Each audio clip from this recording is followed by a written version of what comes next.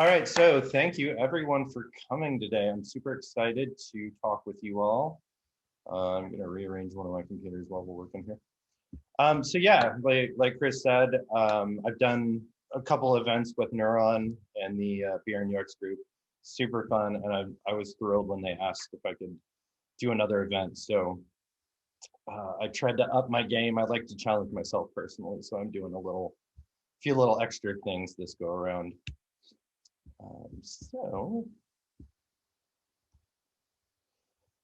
Just to get started, a little bit about me. I started out as a CAD geek at Alltech, which is based in Nicholasville, Kentucky. And then I transitioned into the Academy of Art University, where I got my industrial design degree. Did that for a number of years, working at various companies, and then realized that the job market was switching into more of a digital environment. So I decided to do a little pivot. And went ahead and went to General Assembly and did their immersive UX boot camp. So, 400 and some hours of just sort of realigning, my design education into more of a digital field. And then from there, I've worked with a number of projects, freelance, and then ended up just starting my own LLC. I found that a lot of people were more willing to hire me as an LLC just due to like tax purposes and protections. So, keep that in mind if you enjoy the freelance world. I do enjoy it, but the pay consistency is a bit challenging. And, living in Silicon Valley, which I'll talk about shortly, you don't want slumps in your income in order to survive around here. So in an exciting way, I literally just got a job offer to work at Credit Sesame. So I'm super excited about that. I start Monday, so I'm excited to wrap this up, but I can also roll in some of my other fresh perspective into just the process of getting a job in UX. So from there, I have this number here, 37. So that is not how old I am. In fact, that is the number of jobs I've had since I turned 16. So I've had a little practice being hired. I've had, interviewing and everything else.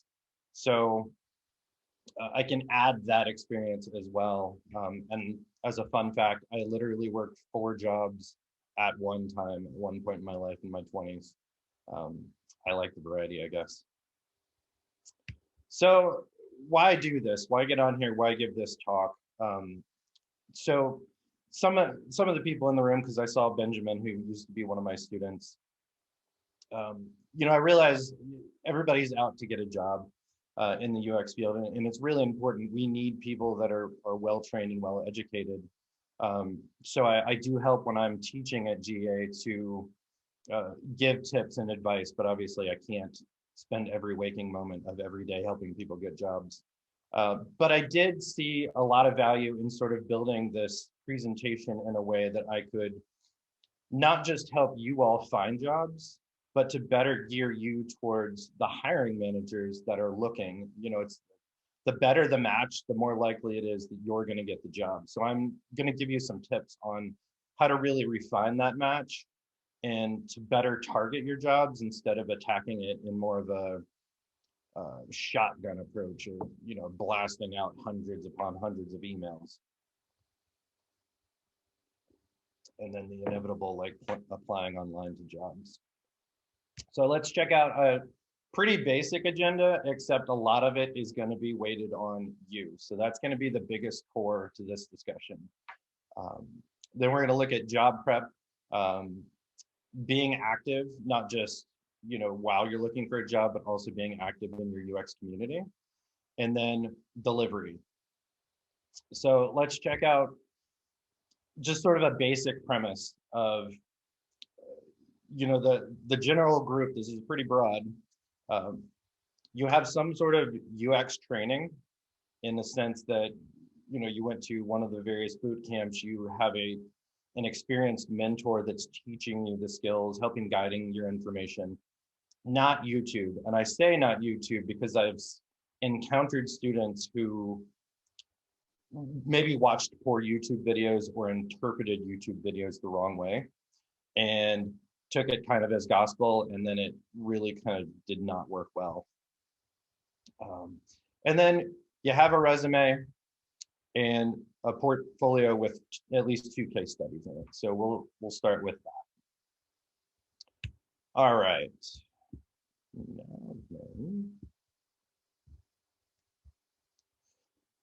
All right, so let's jump into the biggest part. This is going to be the hardest part of the entire thing, and it sounds like it's not, but it will be. Companies hire people and not portfolios. So the reality is you have a glorious portfolio, but you're going to be working with these people 40 hours a week, 52 weeks a year. So having the best fit is more important than them hiring you for your portfolio. And hiring managers know that, and that's why I'm kind of having this discussion as well. All right. So pre this, being the researcher that I am, I sent out a survey to a number of UX professionals in the community so that you're not listening to just my opinion, you're listening to actual researched information. And from those surveys, what people are looking for most in a candidate is communication and articulation, collaboration, a love of learning, and empathy. So if you are able to communicate those things effectively in your messaging, then that's going to help you out a lot. Also, they want people to be honest. They want people to show humility and just to be themselves, because ultimately they're hiring you. So they want to make sure that they are hiring the real you and not some pretend version of yourself. All right.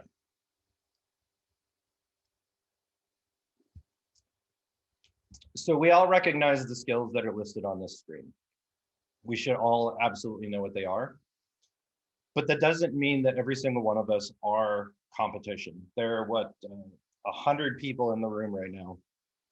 You are not each other's competition. I will tell you that now. I tell every single class that I've ever taught, because you are your primary key difference between everyone else here. And we're going to show how you can leverage who you are and what your skill sets are in order to better get you the right job. So, like I said, first, we're going to address you as a candidate.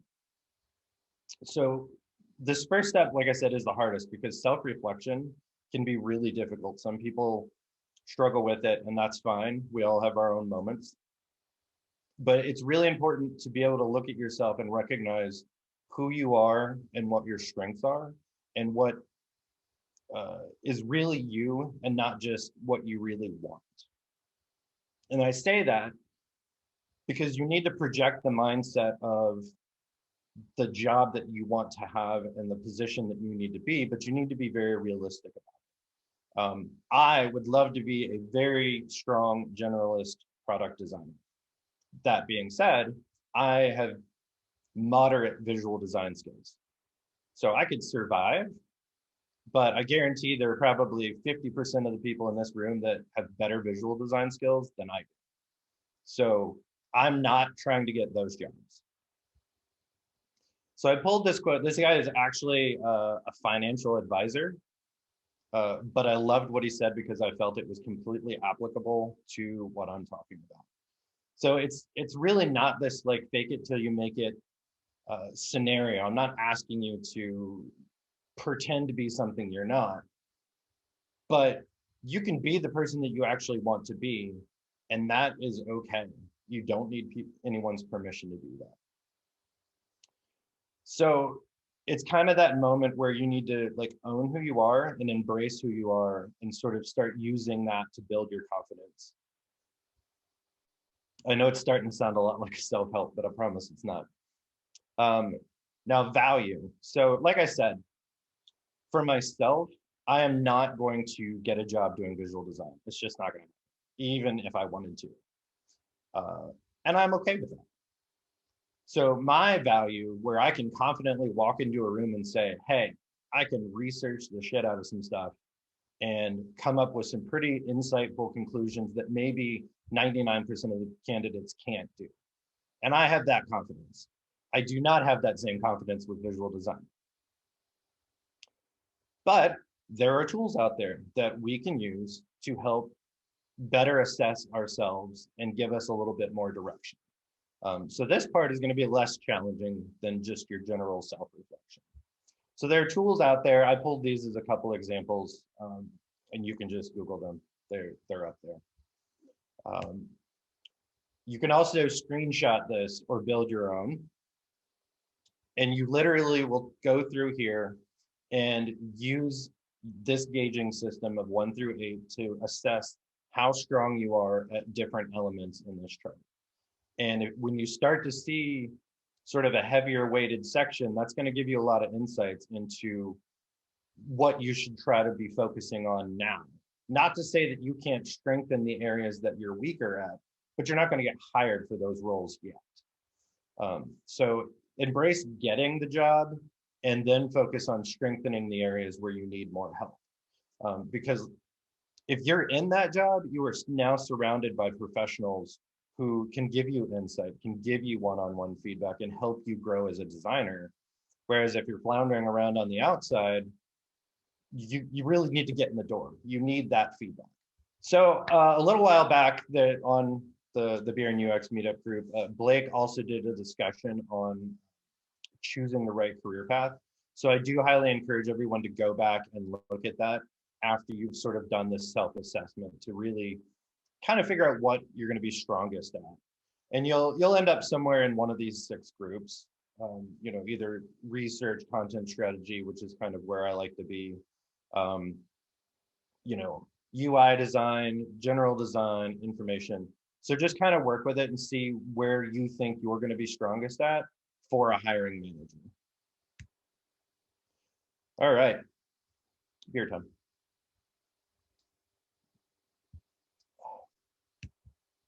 All right, now let's look at market. So I literally just told you that you are all not each other's competition. So don't take this as me saying there's more competition. It's more of what is the market that your job is in compared to the number of other people that are in that market. So I put this example up there. I pick on Kentucky all the time because all of my family's from there. So you have Louisville on one side, a little over 500,000 people in Louisville. The bulk of those people are not designers. They're definitely not UXers. And if there are jobs in that market, you do not have a lot of competition to face in that group.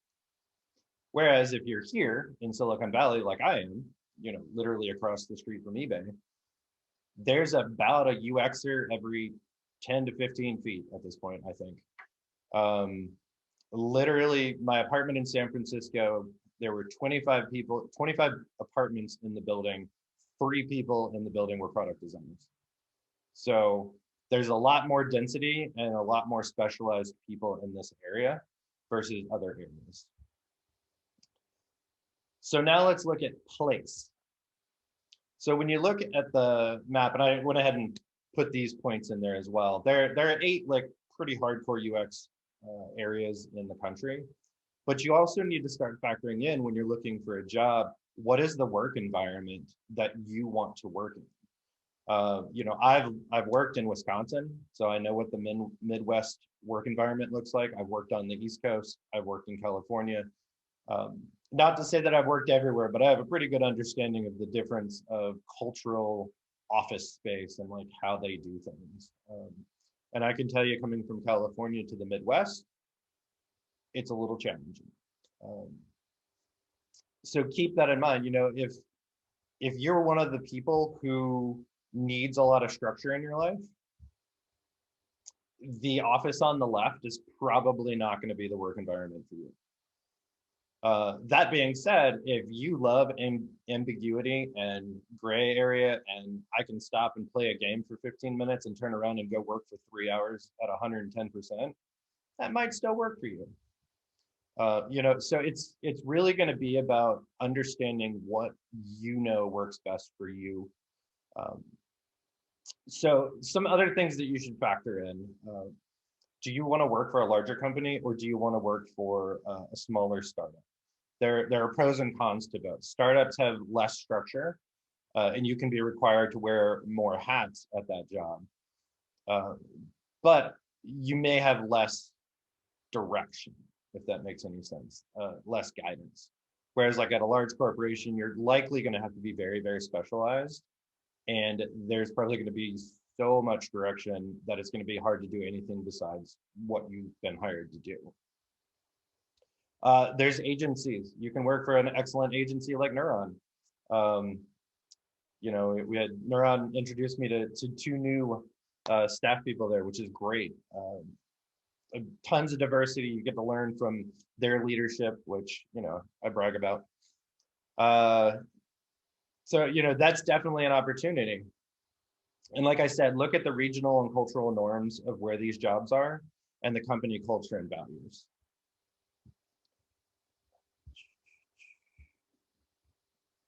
All right, so once you've gone through this exercise of identifying and understanding who you are, where you're most valuable to a hiring manager or a company, the market that you're approaching, and then the kind of work environment you really want to work in, that should give you a pretty solid direction as to the kind of roles that you want to apply for and you should be applying for.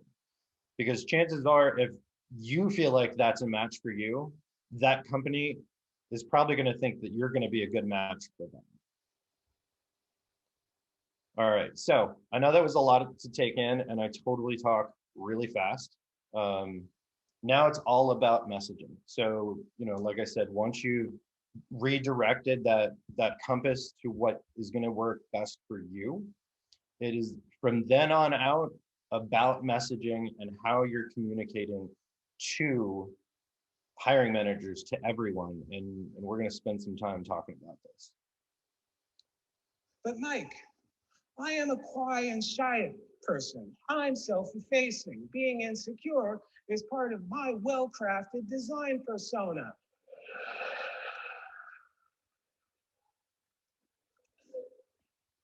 Well, isn't that delightful? Adorable. You know what else you are? You're a designer. And confidence is part of the job. All right, so I had to throw that in there. I think Mike Montero is awesome, and we're part of like the beer club. So, but there's a lot of truth to what he was saying as far as you might be shy. And in fact, believe it or not, I used to be incredibly shy. Never did I think I'd be talking to a room of 100 people. But you got to learn to get that messaging across, even if you are shy. So just practice, harass people on the street, whatever you can do to learn how to speak up enough to get the job and to communicate like your value towards that job. So you have 4 big channels that you can utilize in order to get that messaging out there. So there's verbal, which we're definitely going to get back to. There's your cover letter. So I'm not going to spend a ton of time on cover letters, but I will say that that is the #1 way without you being there that you can really get who you are as an individual across pretty quickly. Because I mean, cover letter is standard, 1 page, keep it short, simple, but put personality into it so that the individuals that are reading it, those hiring managers, team members, get a sense of who you are, and it will interest them into looking further at your resume and your portfolio. So don't give the cover letter the due value that it is, because it's really, really like a first point of contact scenario. The resume, which we're for sure going to spend some time on, but I'm not going to tell you how to build a resume. There are plenty of tips and advice and everything else out there to help you do a proper resume, and then your portfolio. All right. So resumes, if you don't already know this, you will need 2 resumes. You will need the visual resume, which is the one you should be actually showing people, which is short, sweet, interesting, 1 page, you know, keep people compelled, but keep them interested in what you're doing. and then the ugly, boring ATS resume. So an ATS, if you don't know, is applicant tracking system. Now, I put a link at the bottom of this, jobscan.co. Handy little tool, because if you do one of these ATS resumes and you are not doing it effectively, then the hiring manager on the other side of this digital wall is not seeing your true value. And you may not even make it into like the top group of people that they pull from the system. So if you use a tool like JobScan, you can go online, take the job description that is posted. You can take your content from your resume, and it will compare the two the same way an ATS does. And it will kick out percentages as to where you align and where you don't align to help you better craft, your ATS resume. I'm not saying, and I will not say, adjust the content to make it match 100% if it's not truthful. But I'm sure that you can put the information that is about you in order to better fit that job. So keep that in mind, kind of going forward into that. And then from our surveys, experience and your role are the top two things that people want to see on a resume. They want it to be clean and concise, and they want metrics. They want to know the impact that you made on whatever project it was, and it needs to be communicated clearly. I love these two post-its. I pulled this out of the surveys, the I hate resumes, which I agree, they're a pain. And then the use LinkedIn. I think LinkedIn is very, very valuable. LinkedIn is great because you've got a lot more flexibility. You can put a lot more interesting content in there. You could put links to your portfolio. You can put links to anything in order to really build your digital persona on the internet, which is great. I mean, I direct everybody there if I would instead of giving them a resume. But we all have to have a resume. It's just a hazard. HR doesn't know what to do without one. All right. On to portfolios. So here's some do's and don'ts. Let's start with the do's. Show your process. Absolutely show how you got to the finished design, the decisions that were made and why they were made, and carry us through, because it's basically a recipe. We want to see how you think and understand where you're coming from as you make those choices. Show personal growth. So take time to highlight a learning that you had during whatever your case study is, to really emphasize, look, I'm not a stagnant person who thinks I know everything. Show us that you're learning all the time. This field is technically still really new. So, we as UXers, the Neuron team, all the way down to like people who just got out of boot camps or in boot camps currently, we're still essentially shaping this field because it's still that young, that, having people that contribute and grow in this environment and then give back is really, really important. And then of course, case studies. So on to case studies. Real basic, like I said, go dive deeper into what you really need to have in a portfolio in your case studies. But at minimum, these are the 4 really, really important things that you need to have. You need to have the guidelines. What were the limitations? What was the time frame? How many people worked on it? Tell that story very, very concisely, because someone's going to spend 5 to 10 seconds looking at that case study, and chances are, if it's too long, they're just going to give up and walk away. Include key assets like a Figma file, or I know there are things like, I think it's called Marvel, where you can actually put the interactive prototype on your website, on your portfolio. And that way people we love messing with prototypes. In industrial design land, we never gave anyone a prototype until after the conversation, because they just stopped listening when they had something in their hand. And then show what you did specifically. If you worked on a team, show us what you did. I don't care what the other people on the team did. You're not trying to get them a job. You're trying to get you a job. It's okay to list them in your project because they deserve the credit. but make sure that you're pointing out what your contribution was so that we know where your strengths are and what you're capable of. And then I have this note, which is pretty blanket, but it really should read like a map. Like, we should understand the steps on how you got to the finish line. That way, I mean, theoretically, it should be like a recipe where we could go back and do it again and get almost the same result. I pulled this out, another crazy bearded individual, Tobias. I love following him on LinkedIn because he's generally pretty funny. But I pulled it out because it does have a pretty good point, which we're going to dive into in a second. Design templates and portfolio tools. If your portfolio website looks like everybody else's, you're not doing yourself justice, because you need to show your personality and who you are. So try not to use a template unless you just are like, I cannot, work with anything besides, UX portfolio or Squarespace or any of the other ones, and that's fine. But still, there's room to put growth and room to show who you are. So a couple of portfolio don'ts.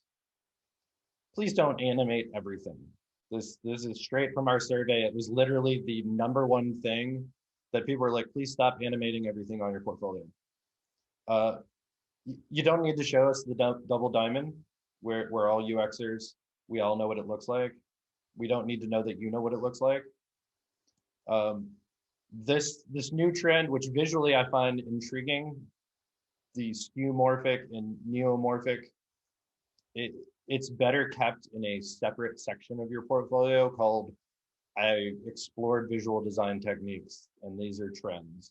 But it doesn't need to be the dominant thing in your portfolio as a solution. And I just thought that was funny, so I included in there.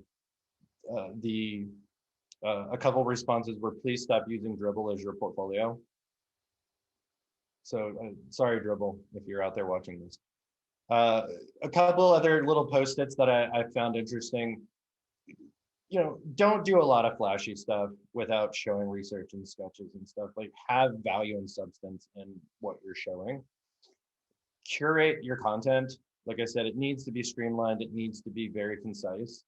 So go through and edit it. Have another UXer go through and tell you what to remove. And don't have these like massive blocks of text. No one's going to sit there and read it unless you are literally narrating it to them. All right, so kind of where I was speaking of earlier is be active. So while you're doing these things, and I'm sorry if half of you are like, oh crap, I got to go like redo my entire portfolio and my resume. I'm sorry. I've done mine probably 20 times. But be active in the community. Stay active. There are some things that you could be working on continually to keep yourself sharp and up to date. Work on Figma projects so that you can get better at that skill set. Do yourself a 100-day challenge. There are a couple sites out there that will literally send you a new challenge every day, and you spend maybe an hour doing it just to kind of keep you fresh and up to date. I forgot who said it, but taking something that already exists out there and doing a redesign of it, because we're already familiar with what it was. So you do your redesign and then explain to us why, so that we can see what you're capable of and sort of the thought process again on what you're doing. Let's see.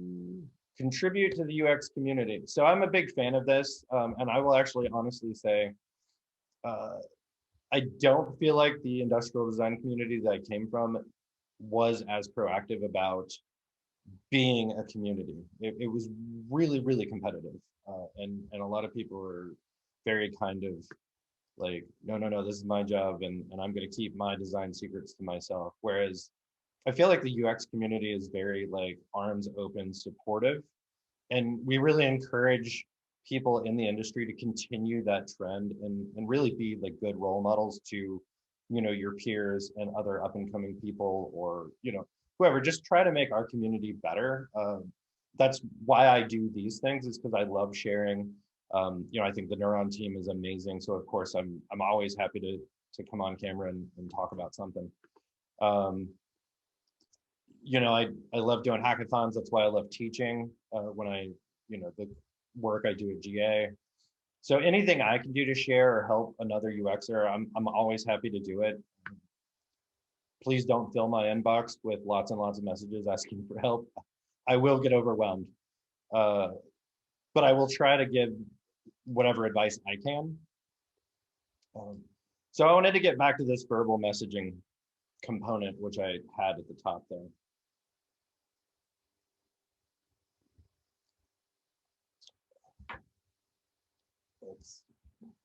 So your verbal messaging should be all the time. If you don't have that job that you want,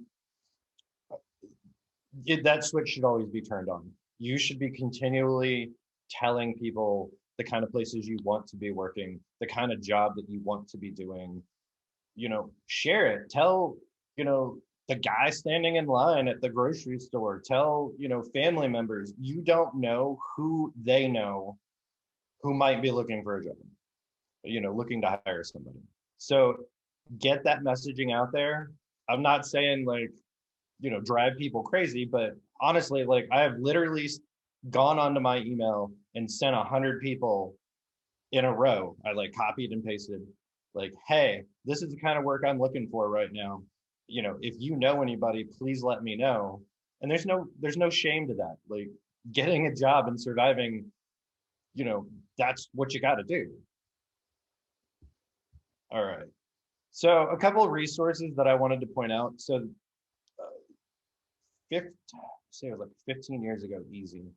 I watched this show where they interviewed this individual, and I can't remember his name right now, but if you just Google, secrets of a master networker, he will show up. He does talks all the time. And it's a good reference. I'm not expecting everybody to go out and become hardcore networkers, especially if shyness runs in your veins, kind of like I do. But, there are gems in that discussion that you can pull away that you can then use as you're talking to other people and to sort of build those relationships. And I want to emphasize relationships because it's not like you're going person to person and begging for a job. And in fact, my next subject here, Mark Sackett, who runs an event called the Art of Active Networking, he has really, really good messaging. And in fact, if you're in one of his key areas, and if you Google it, you'll find out. One of the big pieces of messaging that he does is, it's not about me selling, Chris or Michelle or Benjamin or any of the people in this conversation why they should hire me, because, well, first of all, we're all UXers in this environment, but it's more of, I want them to then know who I am as a designer and what I'm looking for so that they can advocate for me when I'm not there. So, me telling, my neighbor up the hall what I do for a living and what I'm hoping to do for a living in the places I want to work, I don't expect him to give me a job, but I expect him, hopefully, if I do my, conversation and build that relationship correctly, I would hope that he would think of me the next time he hears someone say, hey, you know what? I need a UX researcher. Do you happen to know one? And that's how you build those relationships and build out that network effectively. All right, so I know it's all daunting, but do make sure to give yourself a mental break. You being stressed out and going into the job search and going into that phone screen that you just got called for 10 minutes ago, you got to have the mental health and the calmness and allow yourself to just take 30 minutes or an hour and go for a run, go for a walk, draw a picture, take a nap. Give your mind time to be healthy, because that's going to make you more effective at getting a job. And if you're stressed out, it's going to come across to the people that are doing the phone screen, and they are the first line of defense to get you to that hiring manager. I know this is a big one, so I had to put it full screen. The inevitable imposter syndrome, we have all gone through it. I've gone through it.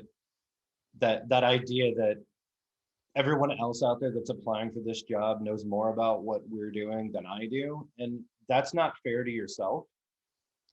You know, you are going into this with a certain level of training and education and experience that you should embrace and allow it to be, allow it to validate you as you're going and approaching these jobs. Don't second guess what you know you're capable of doing. So if you need to have a pep talk in the morning to, jazz yourself up, by all means, go for it. And then lastly, and I know I had it as a bullet point, but I literally do not have any other content other than me looking at you and saying, you've done all the groundwork. When it's time to deliver, when it's time for that screening phone call or that 5-minute elevator pitch, 1-minute elevator pitch, whatever you have to do to sell yourself, you've done the groundwork. If you've done all of these things, if you've figured out who you are and what kind of designer you want to be, the places you want to work at, get all that dialed in, because that's the hard part. And then when you show up and it's your turn, you've already rehearsed it in your head. You already know with confidence the job that you can do. And that's going to come out when you're having that conversation. So lastly, like I said, like if you bombard me with a bunch of emails, I will try to not lose my mind. But Kate, who gave a talk last month, is awesome. I've chatted with her a bit online. She's in London, so it's a little hard on timing. But she gave an amazing talk last month. And she is, in fact, a design career coach. So you can definitely turn to her. She has tons of experience and can give you a lot of valuable insights if you need that added push to really get you into the job market or iron out any of the kinks that you might have. And lastly, thank you all.